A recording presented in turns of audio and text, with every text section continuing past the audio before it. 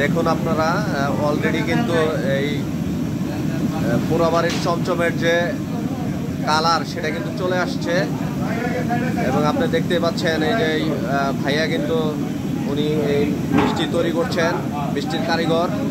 ভাই, আপনি কতদিন যাবত এই মিষ্টি তৈরির সঙ্গে যুক্ত আছেন? 40 বছর এখানেই কাজ করছেন? 40 বছর। আপনার নামটা? প্রদীপ ভাই। উনি পোড়াবাড়ির এই গোপালের যে মিষ্টি এখানে 40 বছর যাবত কাজ করছে। তো আপনারা যদি টাঙ্গাইলের মিষ্টির অরিজিনাল স্বাদ নিতে চান, অবশ্যই গোপাল এবং জয়কালী থেকে মিষ্টি কিনতে হবে। আর যেখান থেকে আপনারা মিষ্টি কিনেন সেটা কিন্তু অরিজিনাল হবে না, সেটা স্বাদ কিন্তু অরিজিনাল হবে না।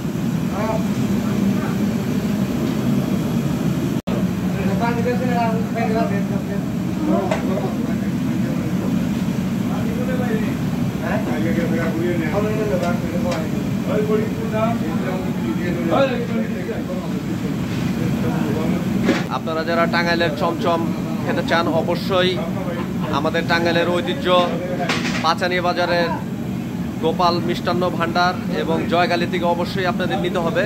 তাছাড়া আপনারা যেখান থেকে মিষ্টি নেন আপনারা কিন্তু ওই ধরনের মান পাবেন না।